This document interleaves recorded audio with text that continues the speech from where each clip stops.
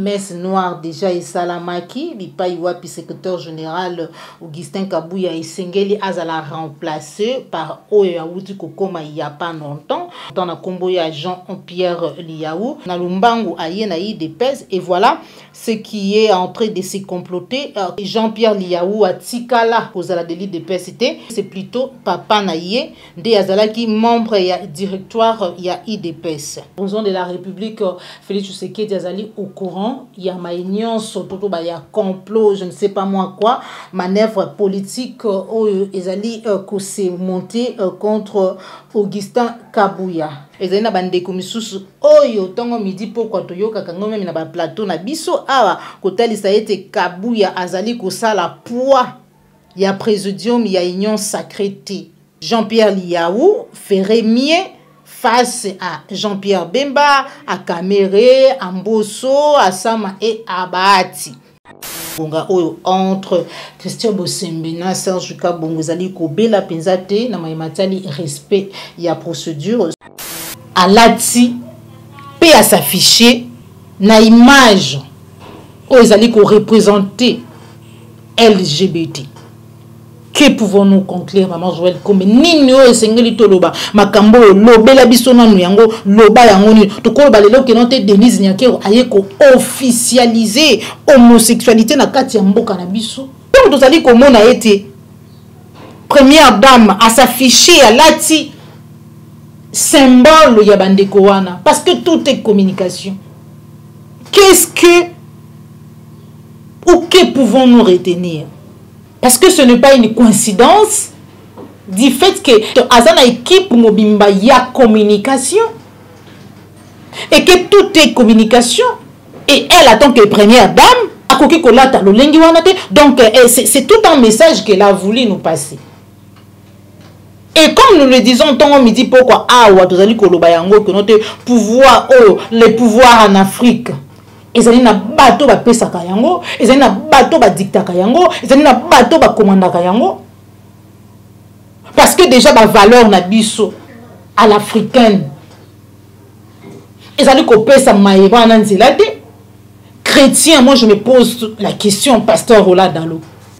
Bandimi na yo. Nde ba valeur ozo bima na Philadelphie yango. Mais au moins to moni que première dame a décidé topé à Pony culture étrangère parmi babiloko bazali ko ça la pression et pas à Mokambamboka ezali notamment biloko ya LGBT. Est-ce qu'on avait obligé ou exigé à la première dame ya ko late lamba wana en tant que première dame ozali muto ozali censé ko garder ko valoriser ozali ba valeur africaine ozali culture na biso. Première dame va à la contre il y a des valeurs africaines, chrétiennes, voire même musulmanes. Alors qu'Azali ko représenter image il y a président Azali ko kambambo kanabiso.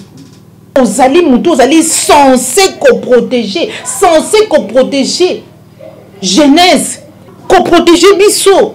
Reçu Azali parmi ba grande puissance ya monde lelo. À côté les melayango, pourquoi? Koye la biso yango na place publique kotande la biso yango boyende to lingité parce qu'ils ont servi biso d'exemple mon côté et surtout na valeur mon côté.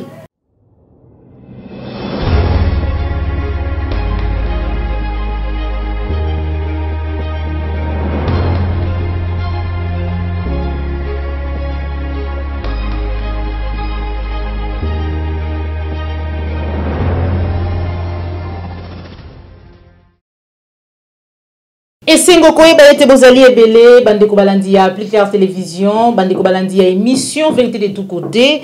Bon week-end na Mabuta Nabino. Merci na fidélité, merci na confiance au Bozali, au co-renouvelé na Kati. Il y a la chambre de vérité, voilà pourquoi Mokolo Mwalelo, et le Monabino, Tokutani Sous, Liboso Yabetando Ike, pour Nakolanda.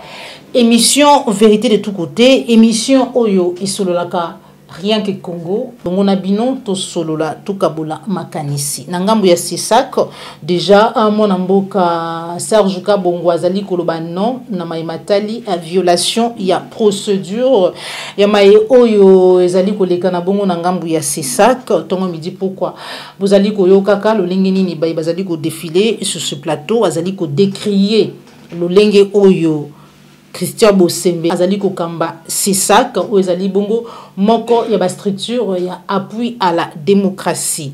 Déjà Augustin Kabuya na ngambu ya IDPS en difficulté bakolinga déjà ko remplacer ye na Jean-Pierre Liaou o ya wuti ko ya lobi na kati ya IDPS tokozwa ba révélation ko ute pa ya bandeko na biso ya CNews tokolobela mai matali expo exposition pe conférence o salamaki bongo na ngambu ya Lubumbashi DRC Munich week ekutanga mabongo na anglais na banza yeti bayo baloba anglais malamu mingi ba yebi comment ça se prononce au même moment matata mponyo azali interdit ya kobima na kati ya ngomba Kinshasa bipa iwapi alingaki a se rendre bongo na Bunya.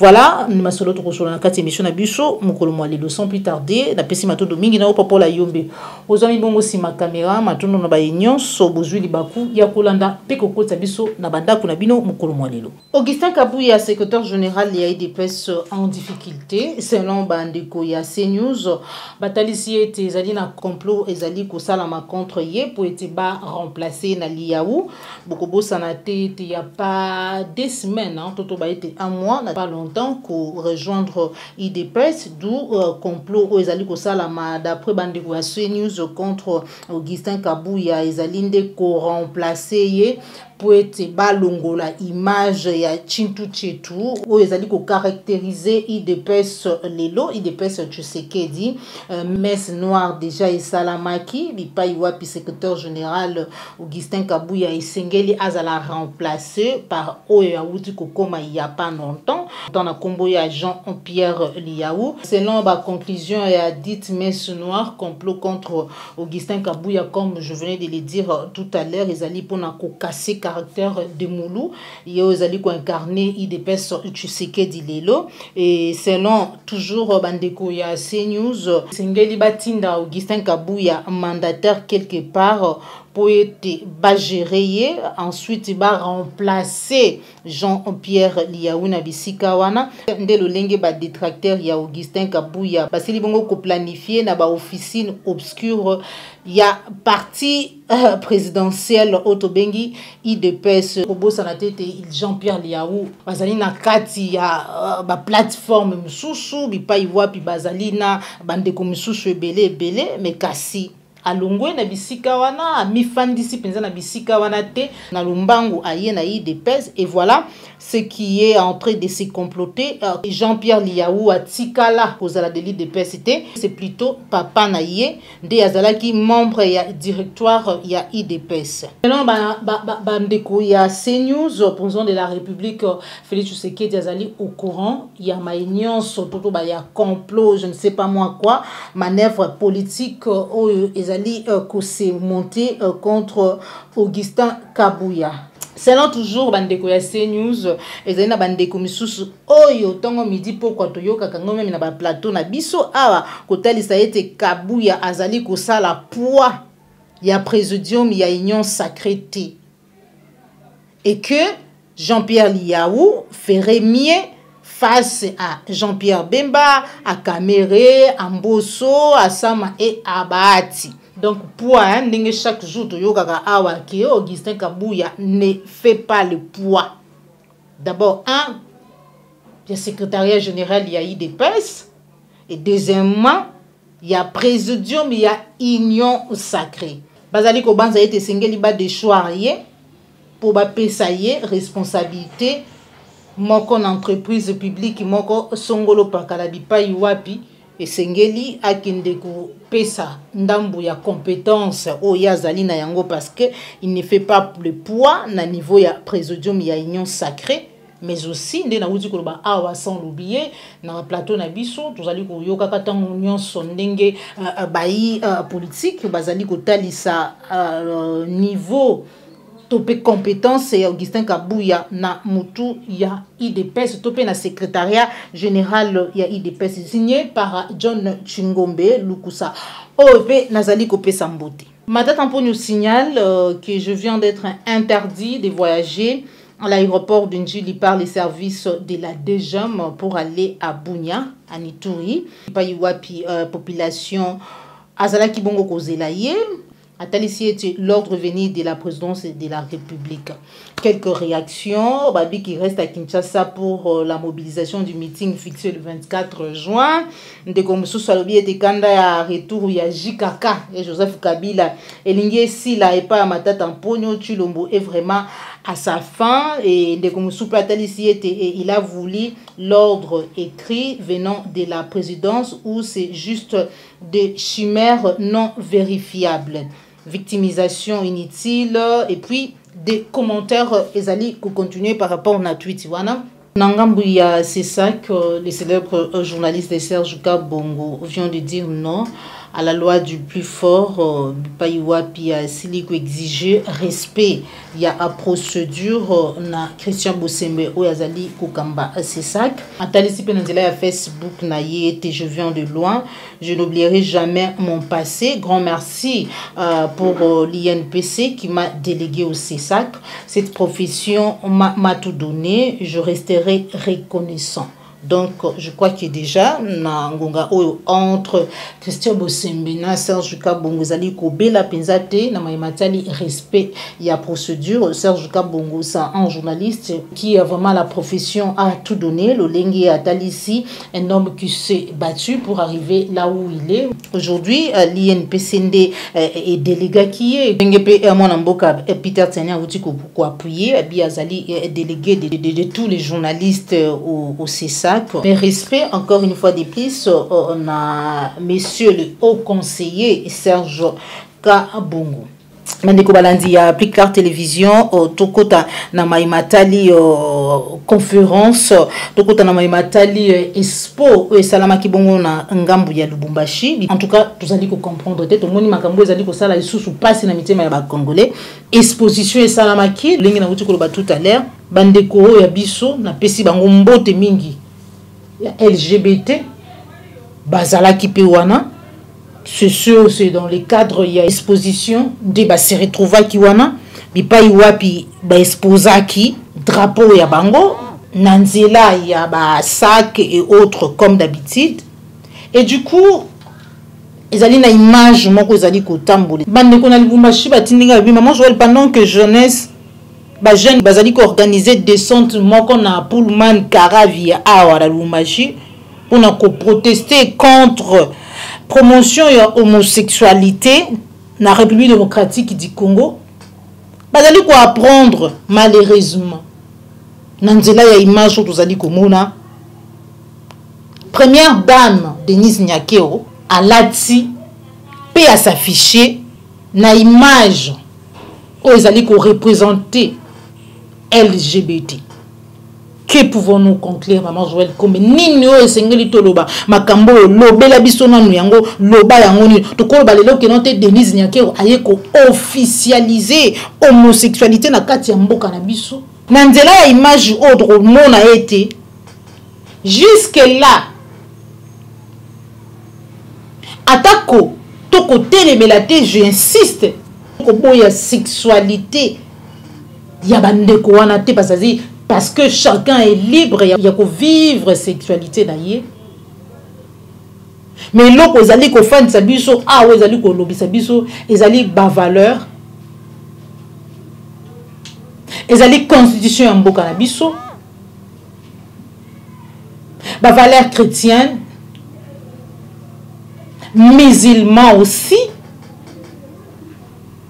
Même kimbangiste et autres, ezali na lingomba mokote na kati ya mboka na biso ezali kopesa nzela na image oyo pona bandela ka bakombo wana te na kati ya mboka na biso. Mais tant que tozali komona ete première dame à s'afficher à lati symbole ya bandeko wana parce que tout est communication.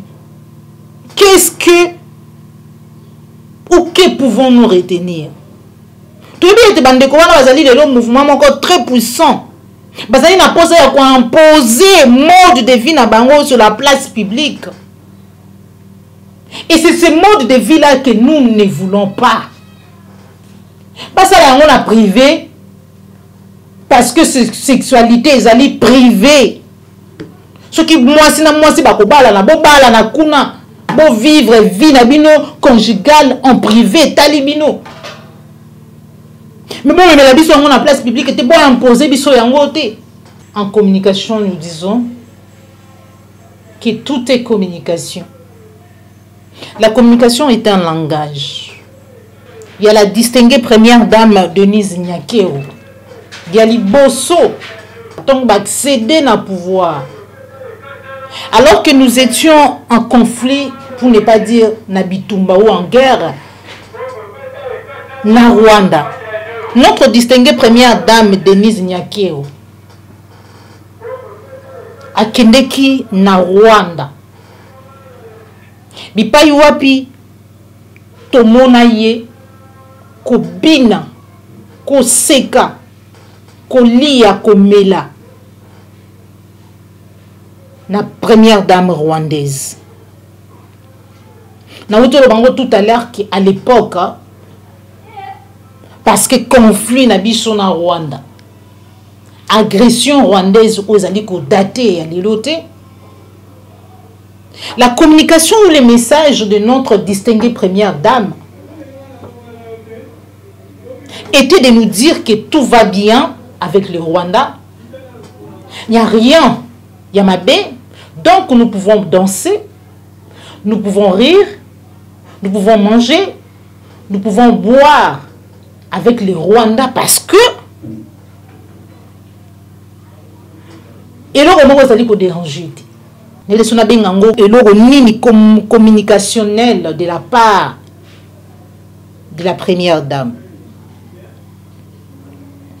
Yami balé première dame à entretenir 200 orphelins rwandais alors que dans ces pays où nous savons que depuis toujours, il y a eu des conflits. Et quand il y a conflit, il y a des dégâts collatéraux. Et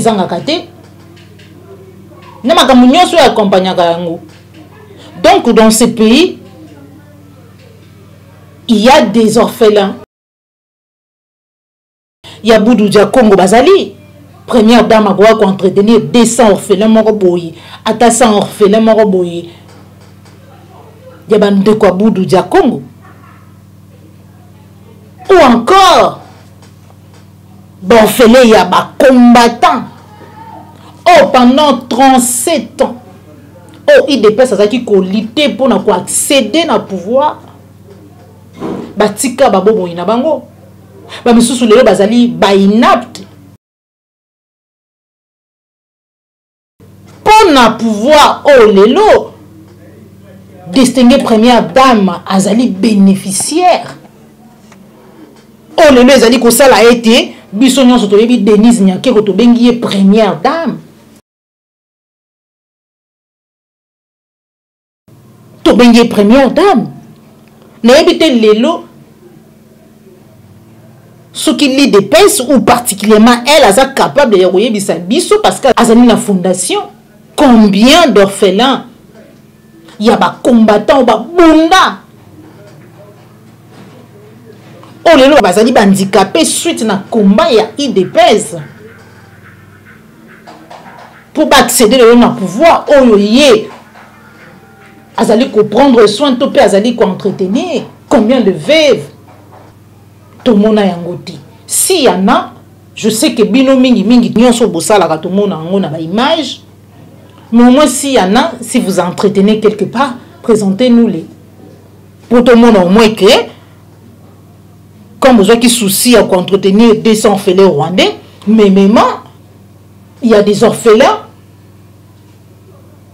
qui sont entretenus.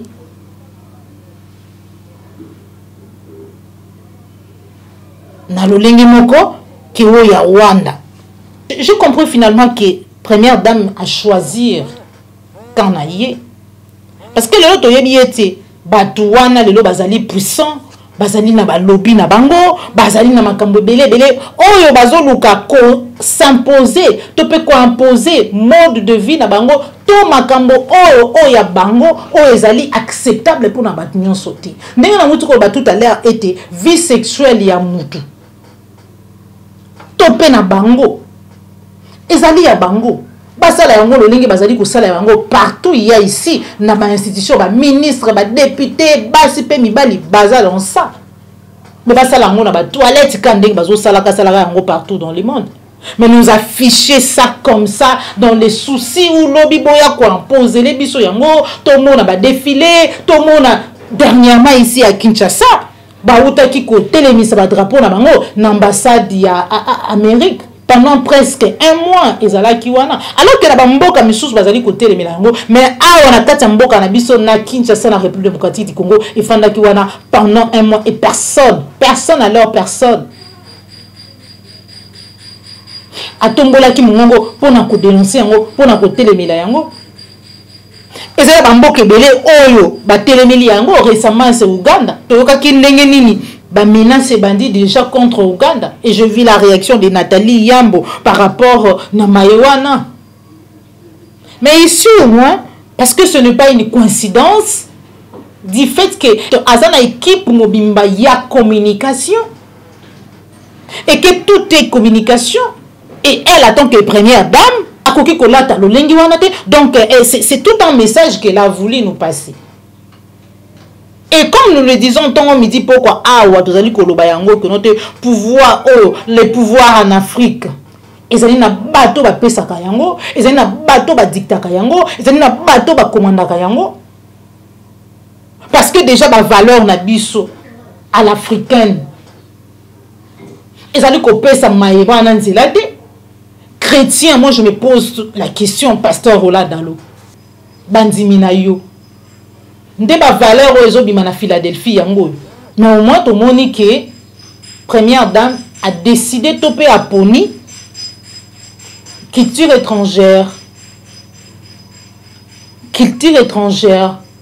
Dernièrement dans une émission Naboye Yapape à Ningomba Kinshasa, vous allez vous rappeler que moi Namboka Lambolo, je vais chercher cette vidéo là. Ceux qui n'ont pas yango, je vais balancer ça ici. Ce qui était retenu que moi Namboka Lambolo, alors qui était parmi Babiloko, bazali ko ça la pression et pas à Mokambamboka, ezali notamment biloko ya LGBT. Pouvons-nous dire que la première dame, dans les soucis de préserver le pouvoir ou dans les soucis de chercher deuxième mandat, moko songolo pakala, a pesindila na culture étrangère, a pesindila na oyo jusque là constitution ya mboka na biso ezali ko considérer comme anti-valeur parce que ezali ba valeur africaine te.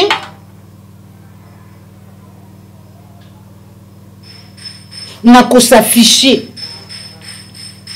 parce que depuis que nous sommes à l'occasion de la conférence sur les minéraux, je me pose seulement la question, Batouana baïkosa nini na conférence sur les minéraux.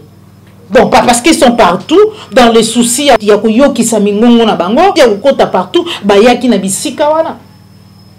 Mais est-ce qu'on avait obligé ou exigé à la première dame, il y a ko late lamba wana. Donc c'était volontaire. C'était prémédité. Mais biso net olingité en fait. Na place publique ko imposer biso yango no lenge bandi wana biso net olingité parce que en tant que première dame, aux ali muto aux ali censé ko garder, ko valoriser aux ali ba valeur africaine, aux ali culture na biso. Tu étais première conseillère ya président de la République. Ko s'afficher na lolenge oboy. Ils ont dit que ça la passe. Vous êtes mal barré. Ça a été vraiment volontaire. Ça a vraiment été volontaire. Toko kende mabe. Tout à l'heure, il y a des drapeaux, il y a arc-en-ciel. ezala déjà tellement déjà alors que na ba Mali na ba Zimbabwe na Uganda ba côté les yango, bien que récemment Kenya nde a lâché nos valeurs. Première dame va à la contre il y a ba valeurs africaines, chrétiennes, voire même musulmanes. Alors qu'azali ko représenter image ya président ou azali ko kambambo kanabiso. Alors que ozali mutu ozali censé protéger jeunesse, protéger biso par rapport à la culture na biso, parce que na ndenge ya libanda to komona yango e pa na bango eza vraiment soko lobi bo memi ngambo, mais pas na biso ezali yango te, parce que ezali parmi ba valeur na biso o ezali censé kozala protéger. Ezali censé kozala protéger. Poutine à côté les milayango. Russie ezali parmi ba grande puissance ya monde lelo. À côté les milayango. Pourquoi? Pour na yazali ko banza te singeli ko protéger jeunesse. Et d'ailleurs dans 48 heures ndenge na yokaki. Et singeli ba qui ça va promulguer loi mususu interdisant maïwana. Réussi à résister contre Bango, contre Yango, contre phénomène Wana. On se rappellera encore de Macky Sall à l'époque, na Obama. Tant on sait qu'il y a un mécanisme yemoko. Comme il y a zali koli comme on a été singeli culture Wana et singeli mode de vie Wana ba imposer yango na batu nyonso. Alors que chaque pays, alors que chaque continent a ses valeurs. Imposition, nous ramener ça, nous imposer, c'est ce que nous refusons. Nous ne sommes pas contre vie sexuelle yabatu. Nous ne sommes pas contre sexualité yabatu. Mais nous imposer koye la biso yango na place publique, kotande la biso yango boyende to lingité, parce qu'ils ont servi biso d'exemple mon côté et surtout na valeur mon côté. Merci beaucoup na papa la yombo zola ki sima caméra, merci na cordo puis ma fuiko, merci na ba nyonso bozo ki libaku ya kolanda biso, tukutani bongo mbala sima. Au revoir.